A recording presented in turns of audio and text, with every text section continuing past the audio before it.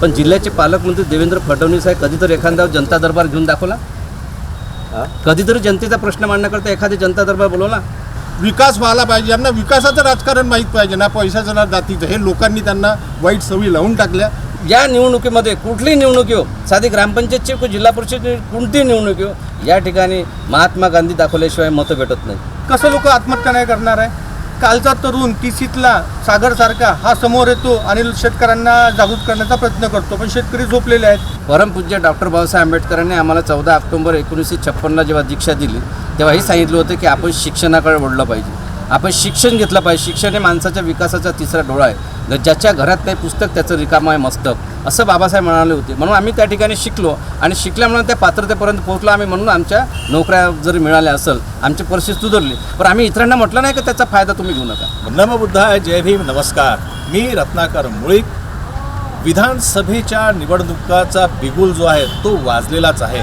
सगळे पक्ष आपल्या कार्यक्रमाला लागलेले आहेत की कुठला उमेदवार कुठला उभा राहणार. आणि या पार्श्वभूमीवर लॉर्ड बुद्धाच्या माध्यमातून आपण महाराष्ट्राच्या विविध भागामध्ये लॉर्ड बुद्धाची टीम जी आहे ती आहे काटोल विधानसभा क्षेत्रात. आणि इथे माझ्यासोबत आले जर तुम्ही पाहाल तर काटोल विधानसभा क्षेत्रातील काही कार्यकर्ते, काही नागरिक, काही सामाजिक कार्यकर्ते आपल्यासोबत आहे. आज आपण चर्चा करणार आहोत की काटोल विधानसभा क्षेत्रात आजपर्यंत झालेल्या विकास कामांबद्दल, इथल्या उमेदवारांबद्दल आणि येणाऱ्या परिस्थितीमध्ये येणाऱ्या विधानसभाच्या निवडणुकाच्या अनुषंगाने काटोल विधानसभा महाराष्ट्राच्या राजकारणामध्ये काय स्थान निश्चित करणार आहे त्याबद्दल आपण बोलणार आहोत. सर्वप्रथम आपण चालूया महिला आघाडीकडे.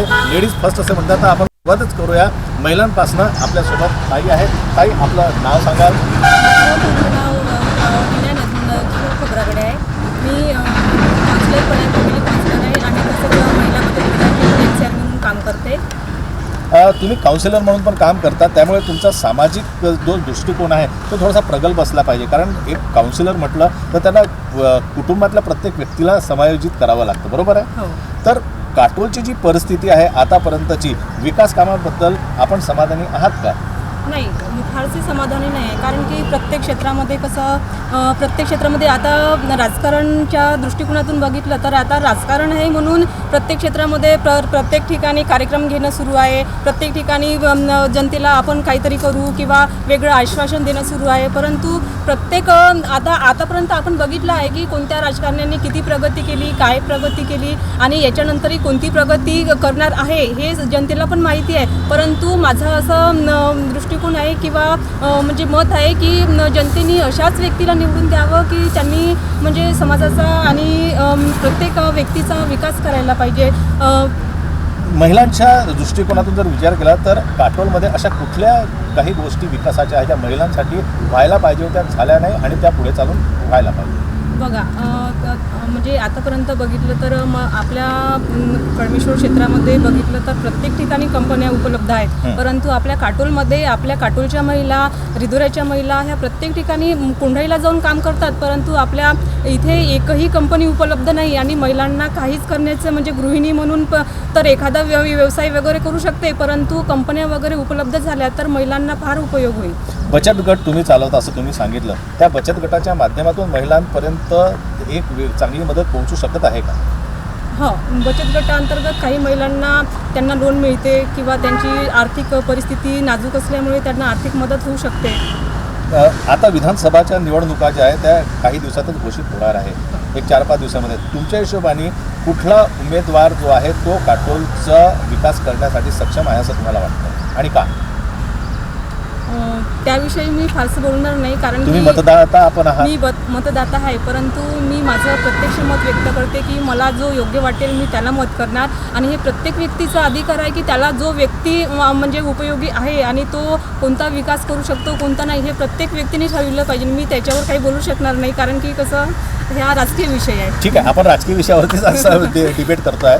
मला एक शेवटचा प्रश्न तुम्हाला असा विचारायचा आहे की काही प्रमाणामध्ये महिला ज्या आहेत यांचं मतदानाचं प्रमाण देखील कमी झालेलं दिसत आहे. तर तुम्ही महिलांना मतदानासाठी प्रवृत्त करण्यासाठी काय कराल? काय तुम्ही त्यांना आवाहन कराल? महिलांना प्रवृत्त करण्याकरिता बघा, याच्याकरिता तर मला आधी जे नेते आहेत ना ते त्यांच्या म्हणजे ते काय करू शकतात हे महत्त्वाचं आहे. कारण की प्रत्येक व्यक्ती हा जेव्हा आपण उभं राहतो ना तेव्हा प्रत्येकाला आश्वासन देत असतो की आम्ही असं करू, आम्ही तसं करू, परंतु जेव्हा रिअलमध्ये ते निवडून येतात ना तेव्हा ते लोक अजिबात काही करत नाही. ह्या गोष्टीवर माझा पण आक्षेप आहे. कारण की प्रत्येक व्यक्तीने जर निवडून आलं तर त्या पद्धतीने कार्य करायला पाहिजे, हे महत्त्वाचं. माझा प्रश्न हा होता की महिलांनी मतदान केंद्रापर्यंत यावं, त्यासाठी तुम्ही त्यांना काय आव्हान? हां, मी त्यांना आवाहन करू शकते की बघा, आपला वोटिंगचा जो आहे तो अधिकार आपण गाजविला पाहिजे. तो अधिकार आपण अशाच व्यक्तीला निवडून द्यायचं की त्यांनी आपली मदत करावं, आपली आर्थिक परिस्थिती सुधारावी. आणि आपल्याला जर प्रत्येक ठिकाणी काहीतरी म्हणजे कौटुंबिक हातभार लावण्यासाठी त्यांनी आपल्याकरिता काही करून दिलं तर आपण त्या व्यक्तीची आपण निवड करून द्यायला पाहिजे, असं मी त्यांना सांगते. म्हणजेच त्यांनी मतदान केंद्रापर्यंत महिलांनी यायला पाहिजे असं ताई आपल्याला सांगत आहे या माध्यमातून, लॉर्ड बुद्धच्या माध्यमातून, की महिलांनी सुद्धा आपल्या विकासासाठी जे आहे मतदानाचा अधिकार गाजवण्यासाठी मतदान केंद्रापर्यंत जाणं अत्यंत आवश्यक आहे. अजून माझ्यासोबत बरीचशी मंडळी जमलेली आहे. आपण क्रमाक्रमाने त्यांच्याकडे जाऊया. इथे माझ्यासोबत सर, आपलं नाव प्रथम सांगाल? माझं नाव विवेक रामचंद्र गायकवाड. आपण सामाजिक कार्यकर्ता पण आहे आणि वंचित आघाडीसोबत वंचित बहुजन आघाडीचा जिल्हा युवा सचिव आहे मी आणि गेल्या अनेक वर्षापासून काटोल क्षेत्रामध्ये काम करतो. काटोलची राजकीय पार्श्वभूमी, आजची परिस्थिती याबद्दल तुमचं काय भाष्य आहे? गेल्या 3 दशकापासून म्हणजे जवळजवळ 30 वर्ष झाले देशमुखांची राजवट आहे. अप्रत्यक्ष रित्या म्हणजे आमदार आहे तिथे. त्यात 25 वर्ष अनिलबाबू देशमुख आणि 5 वर्ष त्यांचेच पुतणे आशिषबाबू देशमुख. खरं तर आम्ही काटोलकरांनी नाराज दिला पाहिजे, देशमुख हटाव आणि काटोल बचाव. पण शोकांतिका अशी आहे की विवेक गायकवाड नारा द्यायला जातो, इकडनं कोणी लांब उभा राहतो, इकडनं कोणी लांब उभा राहतो. तर अशा वेळेस काय होतं की ज्या ताकदीनं आम्हाला हा उठाव करायचा असतो त्या ताकद आमची म्हणजे आपण जे जसं म्हणतो की प्रत्येकाला असं वाटतं की शिवाजी महाराजांचा जन्म झाला पाहिजे, पण तो लोकांच्या घरात पाहिजे झाला. कारण की स्वतःच्या घरात किती त्रास आहे त्या सर्वांनाच माहीत नाही. बरं. पण यावेळेस परिस्थिती नक्की बदलेल. कारण की अनिल देशमुखांचं गेल्या 25 वर्षाचा जे आढावा आहे ते आपण बघितला, आलेख बघितला तर तो खूप निसटत आहे, खाली आलेला आहे.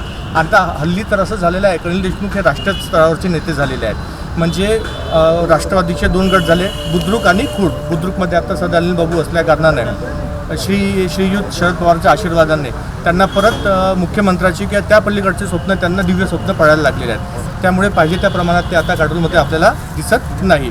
अशातच असं आहे की काटोलमध्ये ज्या ताईंनी आता सांगितल्यात जितक्याही हे आहेत म्हणजे अडचणी आहेत त्या तशाच आवासून उभ्या आहेत. मग त्या कामगाराच्या असो, शेतकऱ्यांचा असो, तुमच्या माहितीच्या अधिकारात जितके पण आपले इकडे कामं येतात त्या सर्वांचे असो, ते सर्व प्रश्न तसेच आवासून उभे आहेत. त्याचं उत्तर फक्त एकच आहे की आपल्याला यावेळेस मोठ्या ताकदीने इथला आमदार बदलवायचा आहे. आमच्या लगतच 2 मतदारसंघ आहेत, एक आर्वी मतदारसंघ आहे, दुसरा वरुड मतदारसंघ आहे. तुम्ही इथली पार्श्वभूमी बघाल तर प्रत्येक 5 वर्षाने तिथे बदल होतो आणि आमदारात पण बदल होतो. पण काटोल एकमेव असं क्षेत्र आहे की जिथे गेल्या 3 दशकापासून फक्त आणि फक्त देशमुखांचं राज्य आहे. मी पर्टिक्युलर कुठे एखाद्या देशमुखाला उद्देशून बोलत नाही, जे आमदार आहेत मी त्यांच्याबद्दलच आपण इतिहासाचा आलेख जो आहे, लेखाजोखा, त्याच्यावर आपण सध्या चर्चा करता. काय हरकत नाही. अजून माझ्यासोबत आहेत इथे सर, आपलं नाव सांगा. मी मिलिंद देशमुख, शिवसेना जिल्हा संघटक. शिवसेना कुठला गट? शिवसेना. हां. काटोलची जी परिस्थिती, राजकीय परिस्थिती आहे, गेल्या 15 वर्षाचा विकास आणि इथून पुढची जी दूरदृष्टी आपण बघतो विधानसभा निवडणुकीच्या अनुषंगाने आपल्याला काय वाटतं? खरं सांगायचं जर झालं या विधानसभेमध्ये जेही नेते आहेत कुठल्या पक्षाचे असो त्याच्याविषयी बोलणार नाही मी. ठीक आहे, आपण एका नागरिकाच्या भूमिकेतनं पण विधानसभेपेक्षा तर नेत्यांचा विकास खूप जास्त झालेला आहे. अच्छा. म्हणून जनतेने आता हे ठरवायचं आहे की आपल्याला त्यांचाच विकास होऊ द्यायचा आहे की आपल्या विधानसभेचा विकास करायचा आहे. हे एका सुज्ञ नागरिकाची जबाबदारी आहे. त्याच्यामुळं हे तुमचं, माझं किंवा यांचं 4 लोकांचं काम नाही, सर्वांनी मिळून सर्वांची जबाबदारी आहे की आपण तिला कसं पेललं पाहिजे.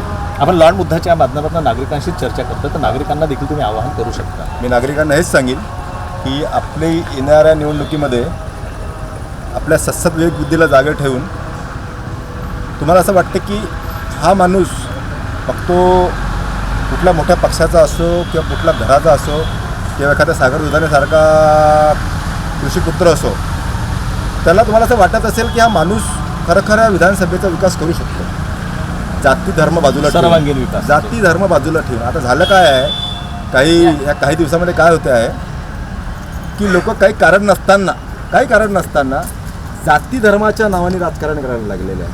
हा माझ्या जातीचा, तो त्याच्या जातीचा, तो त्याच्या जातीचा, तो वरचा, तो खालचा. तर हे आपल्याला सगळं बाजूला ठेवून कुठेतरी एक ठोस निर्णय घेऊन कुठेतरी एका माणसाच्या मागे ठोस भूमिका घेऊन आपल्याला उभा व्हावं लागेल. जसे आमचे प्राध्यापक इंगळे सर आहे, ते नेहमी त्यांची प्रकट भूमिका मांडत असतात. ते कोणाला पटो अगर न पटो, पण त्यांच्या मनाला जे भूमिका पटते ते मांडतात. आणि प्रत्येक माणसांनीच आपल्या स्वतःच्या भूमिकेशी सहमत राहिलं पाहिजे. किंवा मला तुम्ही सांगितलं म्हणजे हे बरोबर आहे आणि यांनी सांगितलं म्हणजे चुकीचं आहे, हे न आपल्याला काय योग्य वाटतं आपली सत्सद विवेक बुद्धीचा प्रत्येक वापर वेळी करून. जागा ठेवलं पाहिजे. आता आमच्या सागरनी दुधाने बरेच आता चांगले उपक्रम हाती घेतले. त्याच्यामध्ये विवेक आहे, बाबारावजी आहे, सगळे एक युवा पिढीचं नेतृत्व. पोरं आहे, आमचे बहुजन चळवळीचे नेते दिगंबरजी डोंगळे आहेत. हे सगळे चांगले काम करणारे गावातले लोक आहे. मी हे म्हणणार नाही की कोणी लहान आहे कोणी, आपण सगळे सारखे आहोत. म्हणून आपण सगळ्यांना पक्षपात बाजूला ठेवून जर एखादा कुठला सेन्सिटिव्ह जर मुद्दा कुठला पण एखादा मुद्दा असो, त्या मुद्द्यावर आपण एकत्र येऊन लढलं पाहिजे. आता आजूबाजूला तुम्ही विधानसभा आणि मला वाटतं विवेकने सांगितलं बाजूच्या विधानसभेत त्यांनी उदाहरण दिलं आरबी आणि मोर्शीचं. तर असं आपल्याला आपण असं म्हणू शकतो की तिथले लोक जे आहे त्यांची सत्सद जागी आहे, आपल्या इच्छा लोकांची सत्सद मेलेली आहे. म्हणजे आपण नागरिकांची सुद्धा तेवढीच जबाबदारी आहे जेवढी राजकारण्यांची जबाबदारी आहे. तर योग्य राजकारणी निवडणं ही सुद्धा नागरिकांची जबाबदारी हे आपण सांगू इच्छितो. 100% मी हेच सांगेन. त्याच्यासाठी तुमच्या माध्यमातून जे कॅम्पेनिंग चालवलं जाते त्यांच्याबद्दल तुमचा आम्ही आभार व्यक्त करतो. तुम्ही नागपूरहून येता, इथल्या लोकांना जागृत करायचा प्रयत्न करता. आता आमचे मित्र नागपुरीजी तिथून असताना सकाळी 7 वाजता फोन केला, कुठं म्हटलं भाऊ मी गावातच नाही आहे. नाही लवकर आहे, तरी त्याचा धावपळ करत मी इथं परत आलो. धन्यवाद. म्हणून सगळ्या लोकांना मी एकच सांगेन की जाती धर्म पक्ष भेद हे सगळं बाजूला ठेवा. आणि कुठं जे चांगलं होत असेल चांगल्याला चांगलं म्हणणं तुम्ही सगळ्यात पहिले शिकलं पाहिजे. चांगल्याला चांगलं म्हणणं जोपर्यंत तुम्ही शिकणार नाही तोपर्यंत तुम्ही स्वतःचा विकास करू शकणार नाही. आणि स्वतःचा जर तुम्ही विकास करणार तुम्ही समाजाचा काय विकास करणार. आपल्यापासूनच विकासाची सुरुवात आपल्यापासून केली पाहिजे मला असं वाटतं. अगदी बरोबर बोलला सर. सागर उराणीजी, ठीक आहे, आपण एक युवा कार्यकर्ता आणि जसं सरांनी सांगितलं आपण कृषी पुत्र आहात. कृषीची पार्श्वभूमी जर शेतकरी कृषी म्हणजे शेतकरी पुत्र आहात तुम्ही. साधारण सुधारणा केली, तो शिकलेला माणूस आहे, आपण चुकलो असं. नाही, युवा पिढीचं काम आहे की आपल्याला शिकवणं आणि आपण त्यांना फॉलो करणं. तर शेतकरीचं जे फील्ड आहे काटोल याच्यामध्ये खूप महत्त्व आहे. संत्र्याचं पीक होतं, बाकी माणूस आहे ना. तर एक युवा शेतकरी पुत्र म्हणून आणि एकंदरीत तर राजकीय पार्श्वभूमी म्हणून तुम्ही काय मी एक शेतकरी पुत्र आहे आणि आपल्या मतदारसंघामध्ये काटोल विधानसभा क्षेत्रात 90%पेक्षा जास्त शेतकरीच आहे. इथल्या शेतकऱ्यांच्या समस्या खूप आहे, पण इथल्या शेतकऱ्यांच्या समस्येवर बोलणारा कोणीच नाही. म्हणून आमच्यासारख्या तरुणांना ही भूमिका घ्यावी लागते आणि हा विद्रोह करावा लागते. खरं तर शेतकऱ्यांच्या बाजूनं बोलण्याची जबाबदारी नेहमी विरोधी पक्षाची असते. आमचे सत्ताधारी आमदार विरोधी पक्षात आहे, पण त्यांचं तोंडच उलत नाही. आणि त्यांनी म्हणजे शेतकऱ्यावर बोलायचंच नाही अशासाठी एक वचन घेतलं आहे की काही म्हणजे याची शंका असं म्हणाल की शेतकरी वर्गाला वाढीतच टाकलेलं आहे. सरकारकडून शेतकऱ्याला अपेक्षाच राहिलेल्या नाही. सरकार हे शेतकरी विरोधी आहे हे आम्ही डोक्यात फिट करून टाकलं आहे. पण विरोधी पक्षाची जबाबदारी सरकारला जागृत करणे आहे. पण त्याच्यातही विरोधी पक्ष हा काटोल मतदारसंघापुरता तरी पूर्णपणे झोपलेला आहे. ठीक आहे, मग आता जो महाराष्ट्रामध्ये सत्ता पक्ष जे सरकार सत्तेत आहे त्यांच्याकडनं तुमची अपेक्षा पूर्ती होताना दिसत आहे का तुम्हाला? नाही. शेतकरी तसंही एकदम प्रॉब्लेममध्ये आहे आणि तिकडून फक्त काय गाजर दिल्या जात आहे, पण ॲक्च्युअल प्रॉब्लेमवर काही सोल्युशनच नाही आहे सरकारकडे. 2 वर्ष झाले सततची नापिकी आहे. कर्जमुक्तीसाठी कितीतरी शेतकरी रस्त्यावर येत आहे, पण सरकार त्याकडे लक्ष देत नाही. ठीक आहे, अजूनही माझ्यासोबत इथे युवा वर्ग उपस्थित आहे, आपण त्यांच्याशी देखील चर्चा करूया. सर, आपलं नाव सांगा. माझं नाव अमोल तांदूळकर आणि आपण शिवसेना पक्षामध्ये कार्यरत आहे. ठीक आहे, आपली भूमिका काय आहे? फक्त या काही वर्षापासून जे होत आहे या ठिकाणी आमदार जे निवडून येत आहे त्या आमदारांची भूमिका अशी असली पाहिजे की आपण आपलं प्रगतिशील विधानसभा केली पाहिजे. युवांचा म्हणा, बेरोजगारांचा प्रश्न असो, शेतकऱ्यांचा प्रश्न असो, हे सगळे प्रश्न त्यांनी सॉल्व करायला पाहिजे. पण आजही इतक्या वर्षापासून ते वारंवार निवडून येत आहे, आमदार बनत आहे. त्यांच्याकडे मोठे मंत्रीपदसुद्धा होते, पण तरी आपण त्याच प्रश्नावर आपण आजही बोलतो आहे. हे प्रश्न आजही कुठेतरी सुटलेले नाही आहे. हेच माझं म्हणणं आहे. आणि एक मंत्रिपद असताना किंवा अनेक मंत्रिपदं त्यांच्याकडून त्यांनी भोगलेले आहे. विकास पाहिजे त्या दृष्टिकोनातून खूप मोठा विकास ते करू शकले असते आपल्या विधानसभेचा, पण तो विकास असा झालेला मला कुठेही दिसून येत नाही. एकंदरीतच विद्यमान आमदारांचं आपल्या विधानसभा क्षेत्राकडे लक्ष नाही असा आपला सर्व आरोप आहे. हां, ही गोष्ट ठीक आहे. योग्य आहे. ठीक आहे. बरं, आपण एक दूरदृष्टी जर केली की आता हे येणाऱ्या विधानसभाच्या निवडणुका घोषित होणारच आहे काही दिवसामध्ये, तर त्या अनुषंगाने आपल्याला काय वाटतं की कुठल्या उमेदवाराकडे तुम्ही एक अपेक्षेच्या दृष्टीने पाहता? पक्षाच्या सृष्टीनुसार आमचे जे विधानसभेतील आमचे नेते आहे वीरेंद्र देशमुख साहेब, त्यांची अजून आम्हाला कुठलीही म्हणजे कुठल्या पक्षाचं म्हणजे कुठल्या नेत्याला आपण साथ दिला पाहिजे किंवा कोणाचं आपण काम केलं पाहिजे असं अजूनही आमचे काही मिटिंग वगैरे झालेलं नाही. त्यानुसार अजून काही आम्हाला माहिती मिळालेली नाही की आपण कसलं काम केलं पाहिजे पक्षसृष्टीच्या दृष्टिकोनातून. ते आमचं ज्या दिवशी पूर्णपणे मिटिंगमध्ये साध्य होईल तेव्हा आम्ही पक्षाच्या अनुषंगाने काम करू. ठीक आहे. पण तरी एक प्रश्न मी तुम्हाला विचारायचा आहे की इथले काटोल मतदारसंघातले विधानसभा क्षेत्राची जर आपण गोष्ट केली तर युवा वर्गासाठी असे कुठले मुद्दे आहेत जे प्रकर्षाने ऐरणीवर आले पाहिजे, म्हणजे समोर आले पाहिजे, ज्याच्यावरती राजकारण्यांचं लक्ष नाही असं आपल्याला काय वाटतं? कुठले वाटतं? मेन मुद्दा म्हणजे रोजगाराचा, तरुणाच्या बेरोजगाराचं. इथे विधानसभेचा आमदार लगातार इथं भूमिका आहे, लगातार मंत्रिपद लागू आहे, पण इथं या MIDC एकही अशी कंपनी किंवा रोजगार उपलब्ध झालेला नाही. त्यामुळे इथला तरुण वर्ग हा कळमेश्वर, सावनेर, नागपूर म्हणजे इथून त्याला पायपीटच करावी पायपीट लागत आहे. इथल्या म्हणजे सगळं इन्फ्रास्ट्रक्चरल असून सुद्धा त्यांना पाहिजे तसा इथे त्यांना रोजगाराच्या संधी ज्या आहेत त्या उपलब्ध करून देण्यात आलेल्या नाही असं या युवा वर्गाचं असं म्हणणं आहे. इथे सर, आपलं नाव सांगाल? मी दिगंबर दिगंबरजी, आपण किती वर्षापासून काटोलचे रहिवासी आहात? जन्मापासूनच आहात. तर काटोलचा विकास हा तुम्हाला कसा वाटतो एक राजकीय दृष्टिकोनातून जर आपण बोलतो तर, आणि तुमचं मत काय एक नागरिक म्हणून, एक कार्यकर्ता म्हणून? या मतदारसंघामध्ये आपण फक्त आमदारांवर बोलतं का म्हणायचं, परंतु या मतदारसंघाने देशाचे प्रधानमंत्री निवडून दिले. बरोबर. या मतदारसंघाने देशाचे अर्थमंत्री निवडून दिले. या मतदारसंघाने या देशाच्या नेतृत्वामध्ये मोठे नेते त्या ठिकाणी निवडून दिले आहेत.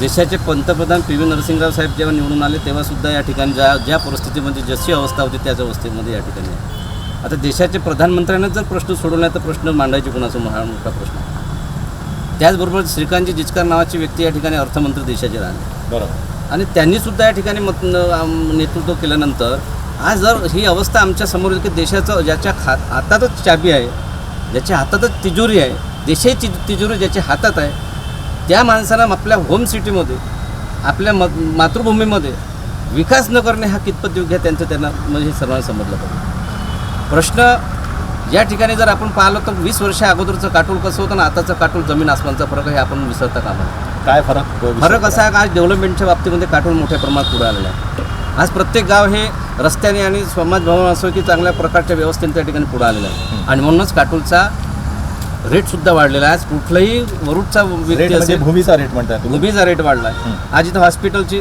प्रायव्हेट हॉस्पिटल असले पण चांगली व्यवस्था आहे. आज नगरपालिकेच्या माध्यमातून जिल्हा परिषदच्या माध्यमातून शाळेची व्यवस्था व्यवस्थित आहे, चांगले कॉन्व्हेंट या ठिकाणी आहे. आणि म्हणून बाहेरचा जो काही व्यक्ती येतो तो वरुडला पसंत करत नाही, नरखेडला पसंत करत नाही, कळमेश्वरला पसंत करत नाही, पण तो काटोललाच का जमीन घेते बिल्डिंग बांधण्याची तयारी ठेवते, कारण काटोल एक डेव्हलपमेंट असलेलं शहर आहे. मी सुद्धा काटोल नगर परिषदेमध्ये 15 वर्षापासून काम करतो आहे. ठीक आहे. तर आम्ही जे काटोलमध्ये जेव्हा भागामध्ये व्यवस्था निर्माण केल्या त्या व्यवस्थेचा आज फलित असं आहे की मोठ्या मोठ्या बिल्डिंगा या ठिकाणी दिसतो आहेत, नोकरदार वर्ग या ठिकाणी आहेत. प्रश्न काटोल विधानसभेचाच नव्हे तर आमचं म्हणणं असं आहे की सर्वांनी सांगितलं की आमदार कसं मी आमदार बोलणार नाही, पण जिल्ह्याचे पालकमंत्री देवेंद्र फडणवीस आहे कधीतरी एखादा जनता दरबार घेऊन दाखवला, कधीतरी जनतेचा प्रश्न मांडण्याकरता एखादी जनता दरबार बोलवला. पालकमंत्री म्हणून आपण प्रश्न सत्तेतल्या माणसाला विचारायचा की विरोधातल्या माणसाला विचारला पाहिजे? दोघांना विचारला पाहिजे. जास्त कोणाकडे अपेक्षा ठेवायला पाहिजे की जेव्हा सत्ताधारी ऐकत नाही त्यावेळेस विरोधकांच्या माध्यमातून म्हणून आज आमचं म्हणणं होतं की फडणवीस साहेबांनी सुद्धा जर या ठिकाणी लक्ष दिलं असं, कारण उपमुख्यमंत्री आहे, गृहमंत्री या ठिकाणी जर आपला जिल्हा जर आपण त्या ठिकाणी डेव्हलप केला असता तर त्या ठिकाणी काहीतरी चांगला भेटलं असतं. या ठिकाणी MIDC आहे परंतु उद्योग नाही. या ठिकाणी जर पाहिलं असेल तर एखादी चांगली शासकीय शाळा नाही जिथं गरिबांच्या पोरांना शिक्षण मिळालं पाहिजे. इथं पाहिलं तर चांगलं शासकीय इथं दवाखाना नाही का ज्या ठिकाणी आम्ही या ठिकाणी व्यवस्था पुरवल्या पाहिजे. मग तुम्ही डेव्हलप करता कशाच्या भरोशावर? काय आहे डेव्हलपमेंटचा विचार? माझं एक मत आहे की पश्चिम महाराष्ट्रामध्ये जेव्हा निवडणुका लागतात तर पश्चिम महाराष्ट्रातील लोक पहिले जे उमेदवार उभे आहेत त्यांच्यापासून डिबेट भरवल्या जाते तर तुम्ही 5 वर्षापर्यंत काय करणार आहे, 5 वर्षात काय करणार असं त्यांच्या आराखडा द्या. कामाचं एक ऑडिट केलं ऑडिट केला जाते. आमच्या मतदारसंघामध्ये असं आहे की ऑडिट होतच नाही. फक्त नेता आला तर आपल्या स्वतःच्या बापाच्या पाया कधी लागणार नाही, परंतु एखादा कुणा मोठा आला तर त्याच्या पाया लागायच्या आणि गळ्यात हार लॉर्ड टाकायचा. बुद्धाच्या हा माध्यमातून पद्धत आपण ऑडिटच करतोय. ऑडिटच आहे. हा एक प्रथा या परंपरेत लागली आहे. त्याच्यामुळे सगळं या ठिकाणी व्यवस्था बदलत नाही. आम्ही किती इथं बदललो साहेब, तरी या निवडणुकीमध्ये कुठलीही निवडणूक येऊ, साधी ग्रामपंचायतची किंवा जिल्हा परिषद कोणतीही निवडणूक येऊ, या ठिकाणी महात्मा गांधी दाखवल्याशिवाय मतं भेटत नाही. आणि हे परंपरा जास्त सवय कोणा असल्यामुळे लावली सवय कोणा लावली मी सवयची गोष्ट ठीक आहे. हा सरांचा नाही, प्रश्न पण नाही. बरोबर एक आहे. मिनिट. मी परत येतो तुमच्याकडे, परत येतो, कारण सरांशी मला बोलायचं आहे. सर, आपला पण अनुभव गाणगा आहे आणि आपण हा, येतो, शेतकरी येतो. आघाडीचं बोला ना. हा, बोला ना. विदर्भ राज्य आंदोलन समिती आणि शेतकरी कृती समितीमध्ये आहे. ठीक आहे. आपलं नाव सांगा. वाघमारे बोलतोय. हा. तर आपलं जे विकासाच्या मुद्द्यावर आता तुम्ही इथे अरे बंडू येणार आहे? जे आहे, हा? लोकांचं बोलणं कोण दूर आहे. आपलं काय ये मत तू आहे? समाज नेतृत्व करे. विकासाच्या दृष्टीनं आता ते झोपले होते सर्व, आता विलक्षण आहे. तर सर्व मुद्रा योजना, विश्वकर्मा योजना, लाडकी बहीण योजना वगैरे आणल्या. मला तर असं पूर्वी वाटत होतं काय वन साईडच विलक्षण होईल, म्हणजे विरोधी पार्टी जिंकेल, परंतु ह्या काही योजनेंनी सरकारला थोडं बहुत तारलं असं म्हणावंच लागेल. आणि इथे कसं आहे, जातीभेदावर विलक्षण होते.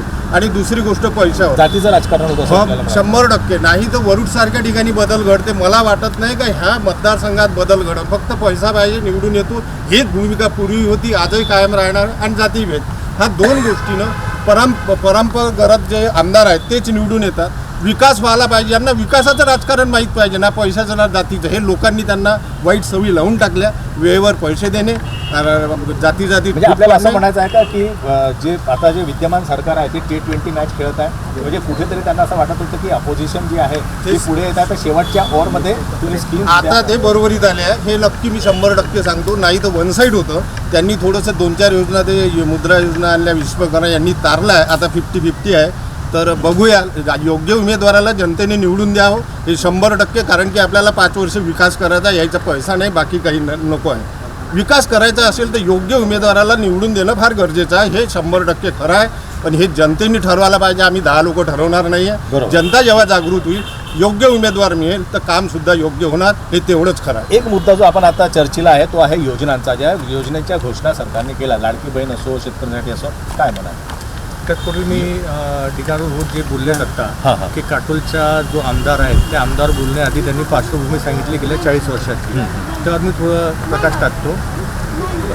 जिचकार साहेब जेव्हा निवडून आले होते तो काळ होता 1980चा. बरोबर. म्हणजे आजपासून जवळजवळ 45 वर्ष आधी. बरोबर. तर 45 वर्षाच्या आधीची आर्थिक परिस्थिती होती त्यात आणि आजच्या आर्थिक जमीन परिस्थितीत आसमान. बरंच जमीन आसमानाचं अंतर आहे. तेव्हाच्या योजना, तेव्हा येणारा पैसा, तेव्हा येणाऱ्या बाकीच्या संकल्पना, त्यातनं आज आपल्याला कंपॅरिझन करता येत नाही. एकदम बरोबर. म्हणून 80मध्ये जिचकार साहेबांनी काय केलं त्याच्यासाठी आजच्या आमदाराला झाकणं हे सरळ मूर्खपणाचा कारण आहे. दुसरा विषय की या संघाने काय दिला, प्रधानमंत्री दिला.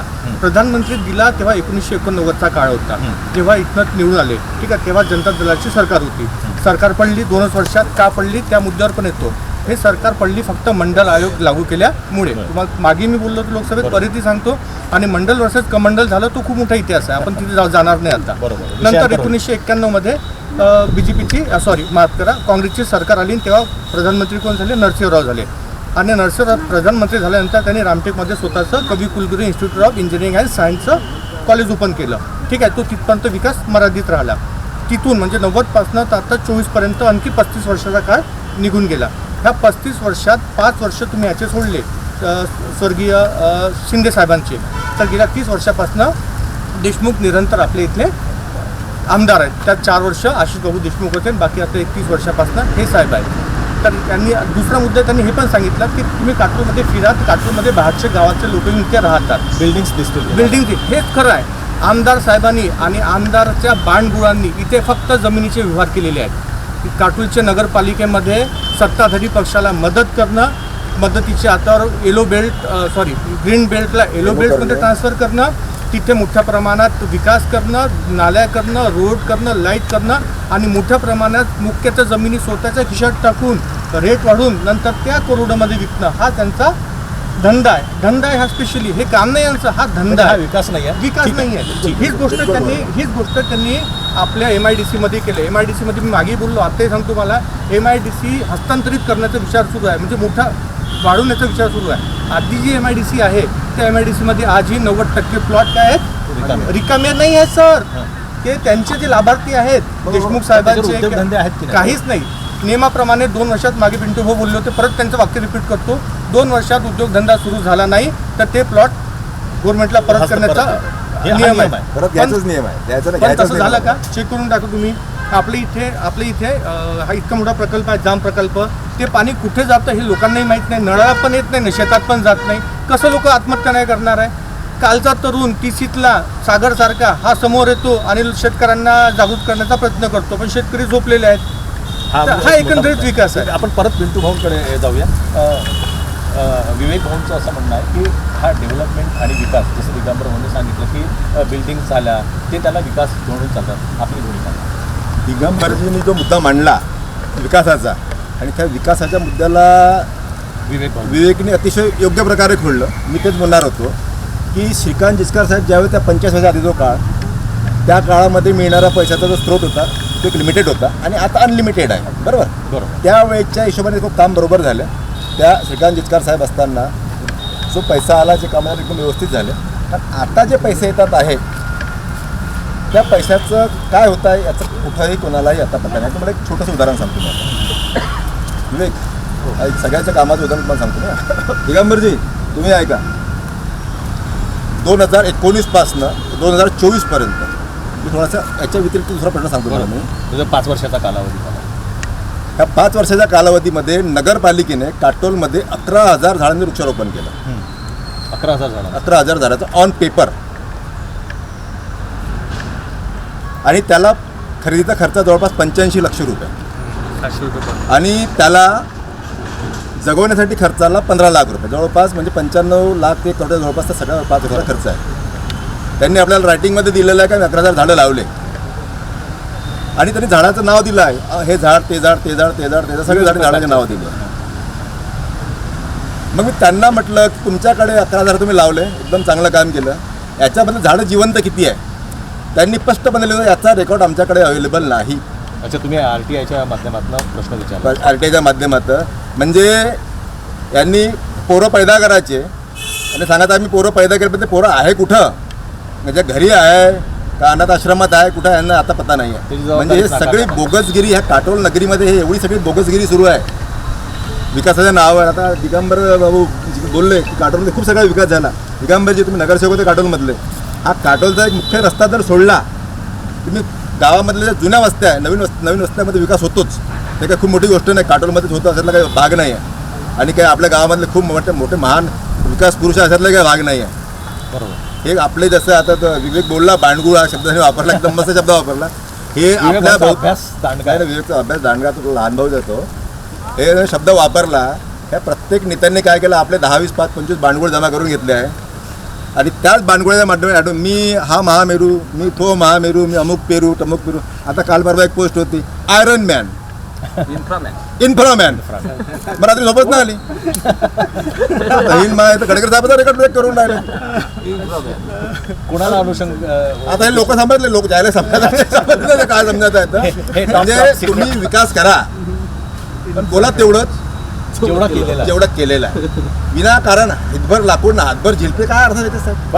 एक गोष्ट मात्र मी बिलकुल मान्य करेल की विवेक भाऊ म्हणा, पिंटू भाऊ म्हणा, आणि हे कुठलेही विना आधार बोलत नाही आहे. आधाराच्या बाबतीत आणि इतिहासाच्या, इव्हन दिगंबर भाऊजी ते शेअर केलं, तो त्यांनी इतिहास सांगितला, तो इतिहास देखील आपण लक्षात ठेवायलाच हवा. त्याच्याबद्दल आपण पण बिल्डिंग्स म्हणजे हा फक्त विकास होत नाही, विकास हा सर्वांगीण असला पाहिजे. काही महिला आपल्यासोबत जुळलेल्या आहेत, आपण त्यांच्याकडे जाऊया. शांतीताई समाजसेविका आहेत, त्यांना पहिले घ्या. ठीक आहे ताई, आपलं नाव सांगा आणि कॅमेराकडे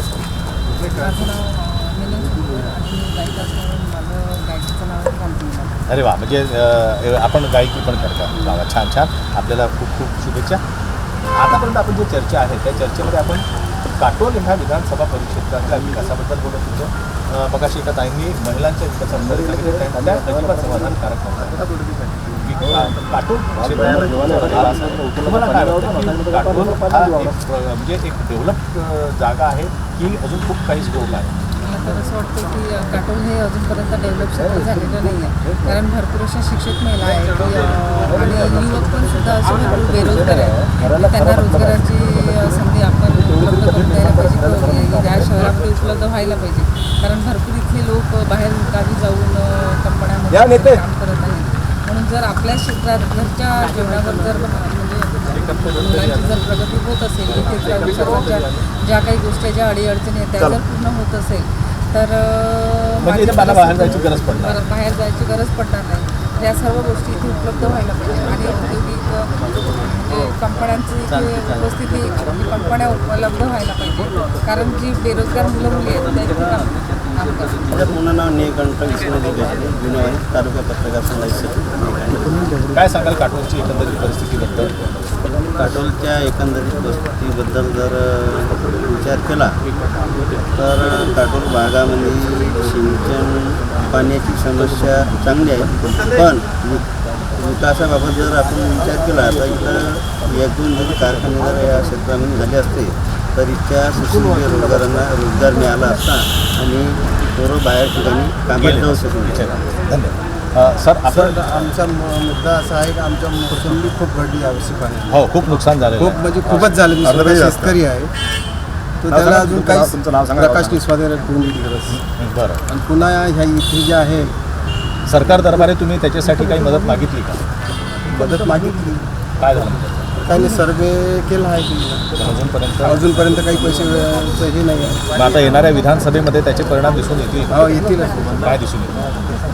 त्याच्या विरोधात त्याला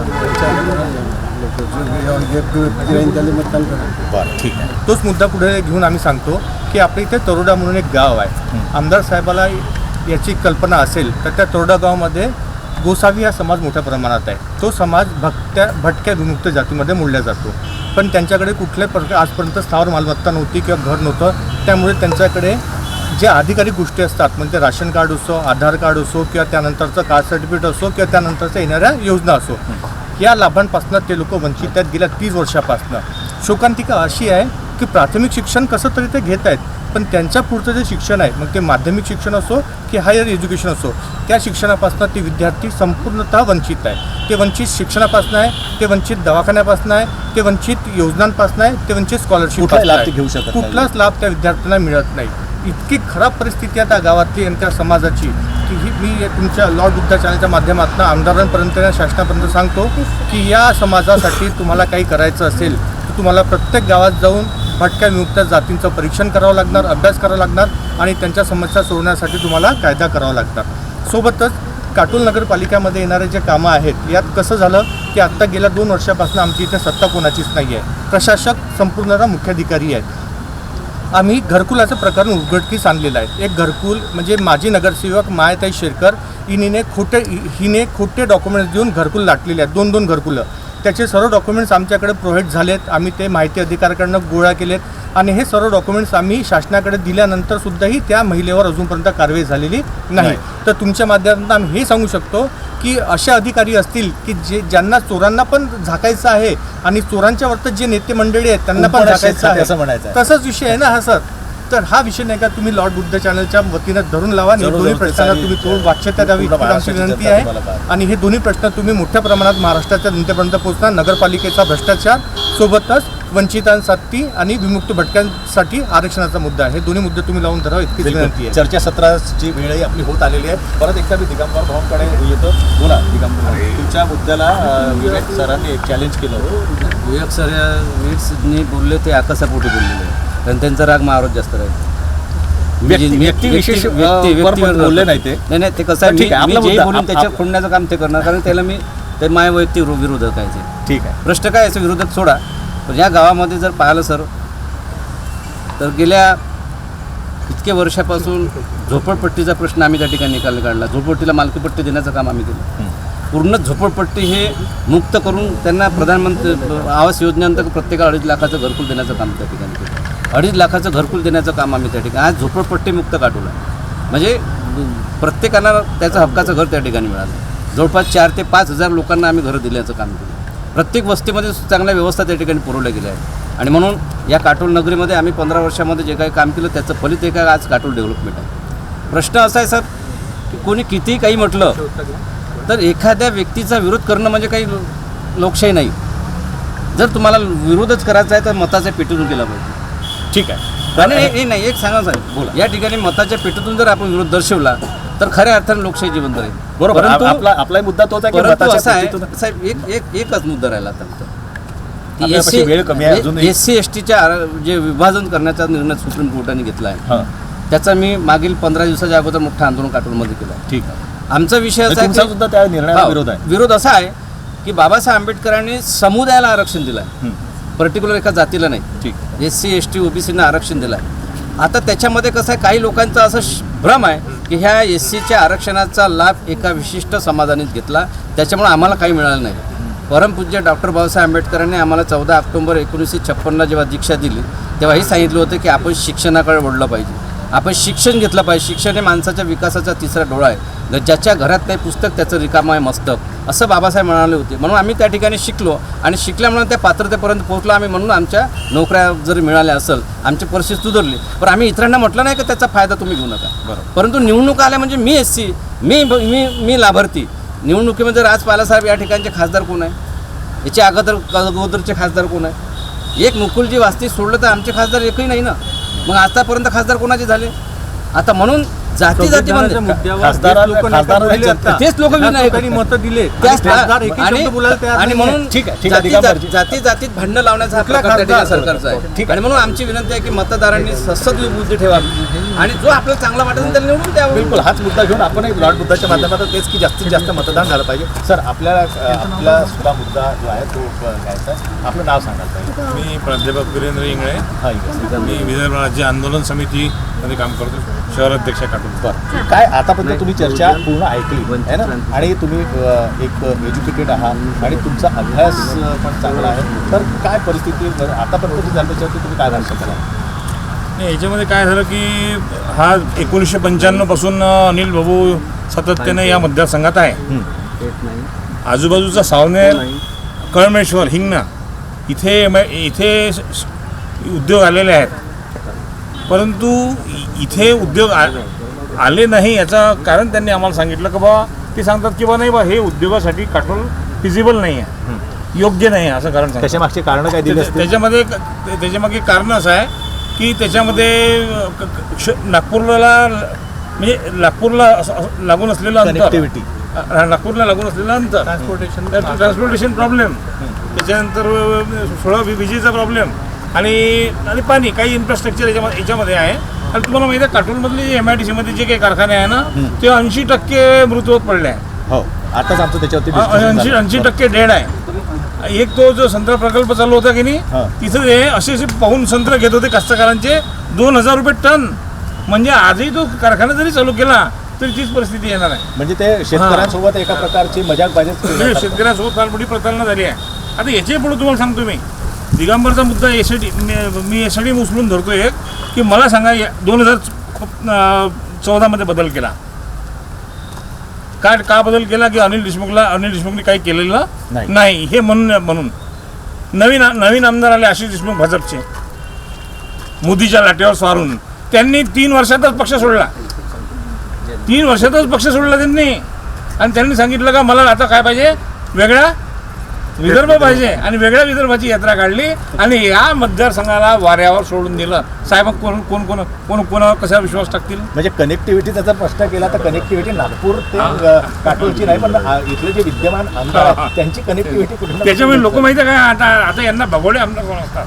आणि म्हणून नाईलाजाने जरी उद्योग आले नसले पण नुसतं संपर्क क्षेत्र आणि चांगला स्वभाव आणि दांडगा जनसंपर्क आणि विकास कामामुळे, म्हणजे निधीमुळे जे काही विकास कामं झाले आहे त्याच्यामुळे नाईलाजाने हा मतदारसंघ वारंवार अनिल देशमुखची निवड करतो. ठीक आहे सर, आपण आपल्याला मी प्रत्यक्ष त्याबद्दल माफी मागतो. आपलं नाव सांगाल? माझं नाव बंडू. बंडूजी, आपण देखील एक आघाडीच्या युवा वर्गाचं नेतृत्व करता. काय सांगाल एकंदरीत परिस्थिती काटोलची? सर, काटोलची परिस्थिती मागील 30 वर्षापासून गंभीरच आहे असं म्हणायला हरकत नाही. व्हेंटिलेटरवरच आहे. आणि असं समजा की जेही येतात आणि जेही कार्यकर्ते आहेत ते सगळे एकमेकाला जोडून आहे. इथे काहीतरी एक नवीन चेहरा असायला पाहिजे, नवीन चांगलं वर्क असायला पाहिजे, त्या व्यक्तीच्या मागे 4 लोक असायला पाहिजे, त्या व्यक्तीचं काम असं असायला पाहिजे की मागील 30 वर्ष म्हणजे असं समजा की एक पिढी बरबाद झाली, एका शब्दात सांगायचं. आता एक पिढी बर्बाद झाली म्हणजे पुढची एक पिढी पुन्हा बर्बाद होईल. बरोबर. या बर्बादीपासून जर कोणी कोणाला जर वाचवू शकत असेल तर चांगलं नेतृत्व असायला पाहिजे. ज्या नेतृत्वामध्ये त्याच्याकडे असं जनरल नॉलेज असायला पाहिजे, त्याला शैक्षणिक नॉलेज असायला पाहिजे, ज्यामुळे तो कमीत कमी मागे 30 वर्ष गेलेला काळ हा येणाऱ्या 5 वर्षात भरून काढेल, असं काहीतरी एक नेतृत्व असायला पाहिजे. या दृष्टिकोनातून आम्ही सध्याच्या परिस्थितीत या विधानसभा क्षेत्राकडे बघत आहोत. बंडूजी, तुम्ही जे सांगितलं तर असा कुठला चेहरा आपण आपल्यासमोर दिसतो आहे का काटोल मतदारसंघाची? जर सर सध्याच्या परिस्थितीमध्ये असा चेहरा, भेसू चेहरा जर म्हटलं तर आजच्या परिस्थितीमध्ये रणांगणामध्ये नाही म्हटलं तरी 15च्या वर आमदारच्या रेशोमध्ये 15च्या वर आहेत असे काही? हां, 15च्या वर की ज्यांना असं वाटते की बाबा मी आमदार बनायला पाहिजे. तर प्रत्येकाची अपेक्षा आहे, मला असं वाटतं मी आमदार बनायला पाहिजे, पण माझ्यामध्ये ती कुवत असायला पाहिजे, काम करण्याची क्षमता असायला पाहिजे, माझ्यात काम खिचून आणायची ताकद असायला पाहिजे. ज्या वेळेस माझ्यामध्ये ही क्षमता तयार होईल किंवा येईल त्यावेळेस मी त्या पक्षाचा किंवा त्या पदाचा दावेदार असेल.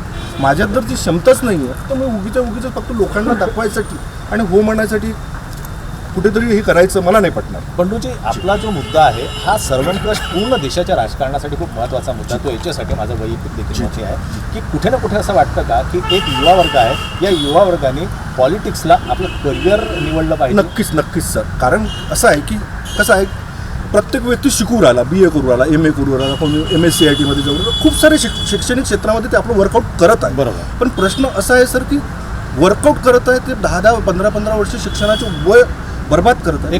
साधारणतः 24 ते 25 वर्ष त्याला शिक्षण कंप्लीट करायला पण लागतात. सगळ्यात शेवटी त्याच्याजवळ जॉब नावाची वस्तूच नाही, म्हणजेच तो बेकार आहे. मग माझं असं म्हणणं आहे की जोपर्यंत एक शिकलेला व्यक्ती चांगल्या पदावर जाणार नाही तोपर्यंत राजकीय दृष्टिकोन. तोपर्यंत तो नोकरीची निर्मिती करणार नाही.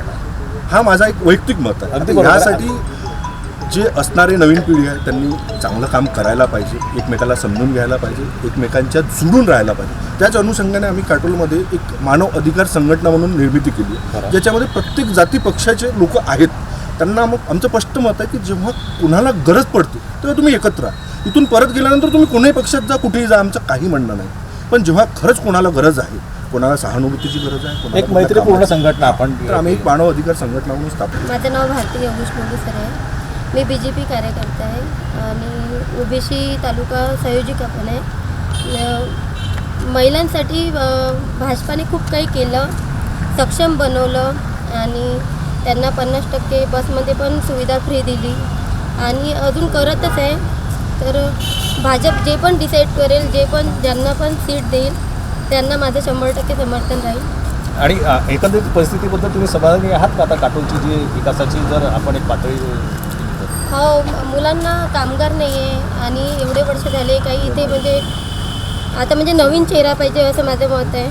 तेच ठीक आहे. मग एकंदरीत सर्वांनी तोच मुद्दा लावून धरलेला आहे की काटोलच्या विधानसभा क्षेत्रामध्ये आता खूप झालेला आहे, एक नवीन चेहरा जो आहे तो आपल्यासमोर आलेला पाहिजे. आताच आमचे मोठे बंधू दिगंबरजी बोल रहे की विवेक आणि माझ्यात आकस आहे, असं काही नाही आहे.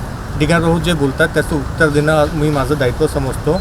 आणि आणखी एक म्हण आहे, जो तळ राखेल तो चाखेल. ते तळ राखतात म्हणून ते चाखून राहिले.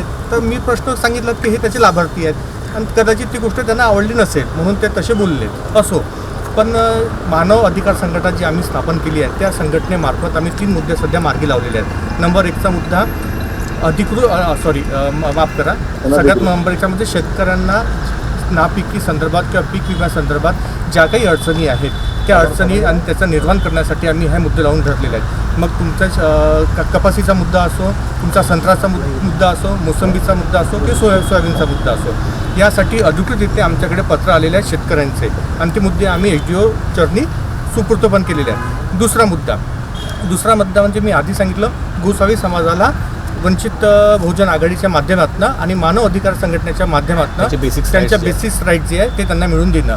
आणि तिसरा आणि महत्त्वाचा मुद्दा, ज्या माजी नगरसेविकेने अनिर्दुक्तरित्या घरकुलचं प्रकरण लाटलेलं आहे तिच्यावर कारवाई झाली पाहिजे, याही मानसिकतेची आम्ही आहोत. आणि माया शेरकर हिची हजबंड माजी नगराध्यक्ष होते, 2 दिवसासाठीच होते, पण त्यांची पाठी लागलेली आहे स्वतःची नगराध्यक्षपदाची. सर्व डॉक्युमेंट्स आमच्याकडे आहेत, सर्व एव्हिडन्स आमच्याकडे आहेत. तहसीलदार साहेबांचं सही शिक्क्यानी पत्र आहेत की ज्या नंबरवर 102970 ही शिधापत्रिका नंबर आहे माया शेरकर हिची आणि 202907 ही शिधापत्रिका तिने खोटी बनवलेली आहे. म्हणजे 1च्या जागी 2 केलेत आणि हिच्यावर तिने काय केलेलं आहे, घरकुल लाटलेले आहेत. ती घरकुल ती जी शिधापत्रिका आहे ते त्या शिधापत्रिकेची शिधापत्रिका धारक आहे वानखेडे म्हणून एक लेडी. मग ह्या शिधापत्रिकेच्या नंबरवर ऑलरेडी शिधापत्रिका म्हणजे घरकुल लाटल्यामुळे वानखेडी ही वंचित राहिली कशापासनं लाभार्थ्यापासनं. ते हे डबल प्रकरण आहे. हे प्रकरण आपण ह्या प्रकरणात न्याय द्यावा. मुख्याधिकारी साहेबांनाही सांगणं आहे, HDO साहेबांनी सांगणं आहे, तहसीलदार साहेबांनी सांगणं आहे आणि PM इस्लाम साहेबांनी सांगणं आहे की तुम्ही चौघांनी पण या प्रकरणात हस्तक्षेप करावा आणि या प्रकरणात माहिती शेतकऱ्यांना दंड करावा. जर पाहिलं की देशामध्ये परमपूज्य डॉक्टर बाबासाहेब आंबेडकरांनी दिलेल्या संविधानाला कुठंतरी धक्का लावण्याचं त्या ठिकाणी काम चालू आहे. गेल्या 2.5 वर्षापासून नगरपालिका, महानगरपालिका, जिल्हा परिषदच्या निवडणुका देशातलं पहिलं उदाहरण पाहिलं की 2.5 वर्ष या ठिकाणी प्रशासक असतो. आज नागरिकांना जर कुठल्याही प्रकारचं नगरसेवकाचं काम पडलं तर नगरसेवक त्या ठिकाणी उपलब्ध नाही. ही सरकार का म्हणून निवडणुका लावत नाही याचं प्रश्नचिन्ह निर्माण झालं. आणि गावामध्ये जर नगरसेवक नाही त्याच्यामुळे प्रशासकाची हिंमत वाढली आहे. प्रशासक आपल्या पद्धतीनं प्रशासन चालवून राहिलं, कोणाचं ऐकत नाही. कारण प्रशासक म्हणजे आमची शिवाय तो एकच सत्ताधारी पक्षाला न्याय देतात, त्याच्याच मतानं काम करतात. आणि म्हणून आमचं एक म्हणणं आहे आपल्या लाट मुद्दा TV चॅनलच्या माध्यमातून आपले मनपूर्वक आभार आहे की आपण या ठिकाणी आलात आणि डिबेट घेतली. माझं इथून एक सरकारला म्हणणं आव्हान आहे की आपण का म्हणून निवडणुका घेत नाही आणि निवडणुका तुम्ही विधानसभेच्या घेऊन राहिले. तुम्हाला लोकसभा आवश्यक वाटली, नगरपालिका आणि महानगरपालिका का आवश्यक नाही? कारण की गावची जनता ही नगरसेवकापर्यंत जाते.